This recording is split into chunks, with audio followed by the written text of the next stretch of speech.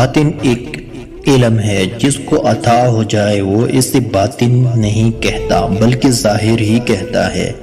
علم باطن سے ظاہر میں آتا رہتا ہے، اسی طرح وہ غیب جس کا علم عطا ہو جائے وہ غیب نہیں کہلاتا۔ غیب وہ ہے جس کا علم بندے تک نہیں پہنچتا، یہ صرف اللہ کے پاس ہے۔ ایسے غیب کا تذکرہ بھی نہیں ہو سکتا اور اللہ کے لیے کچھ غیب نہیں۔ زندگی اور عقیدے میں فاصلہ رکھنے والا انسان منافق ہوتا ہے۔ ایسا شخص نہ گناہ چھوڑتا ہے نہ عبادت۔ اللہ اس کی سماجی یا سیاسی ضرورت ہوتا ہے، دینی نہیں۔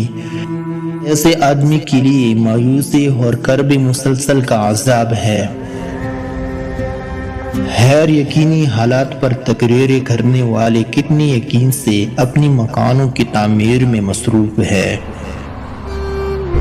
ہم صرف زبان سے اللہ اللہ کہتے رہتے ہیں، اللہ لفظ نہیں، اللہ آواز نہیں، اللہ پکار نہیں۔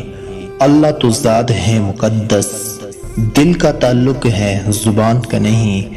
دل اللہ سے متعلق ہو جائے تو ہمارا سارا وجود دین کے سانچے میں ڈل جانا لازمی ہے۔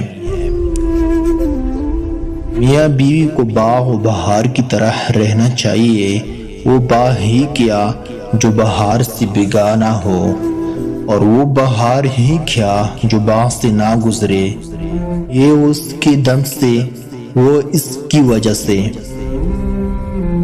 اگر اللہ تعالی رحمت کی جوش میں مخلوق کو معاف فرما دے تو کیا ہوگا؟ موت کا منظر مرنے کے بعد، کیا اللہ معاف کرنے پر قادر نہیں؟